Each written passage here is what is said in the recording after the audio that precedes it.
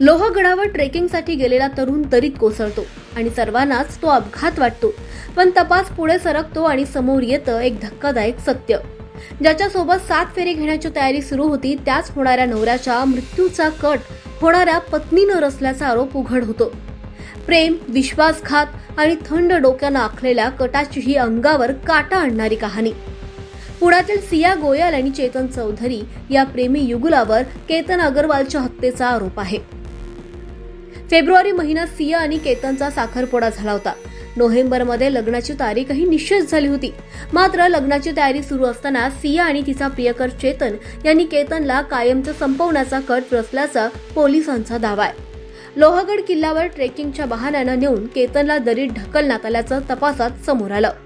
सुरुवातीला अपघात वाटणाऱ्या या घटनेमागे नियोजनबद्ध कट असल्याचं उघड झाल्यानं एकच खळबळ उडाली आहे.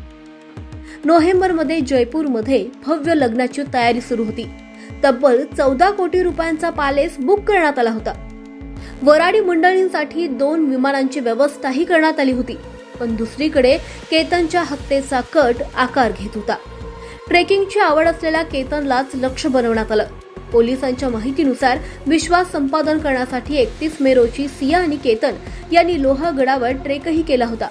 त्यानंतर वाढदिवसाच्या निमित्तानं पुन्हा लोहगडावर जाण्याचा प्लॅन आखण्यात आला. कुटुंबियांच्या म्हणण्यानुसार सिया वारंवार केतनसोबत वाद घालत होती. 4 जूनला ट्रेकिंगला न आल्यानं तिने रडारड आणि हट्ट केल्याचंही सांगितलं जातं. अखेर वाढदिवसानिमित्त तिची इच्छा पूर्ण करण्यासाठी केतन लोहगडावर गेला. पण तोच त्याच्या आयुष्यातला अखेरचा दिवस ठरला.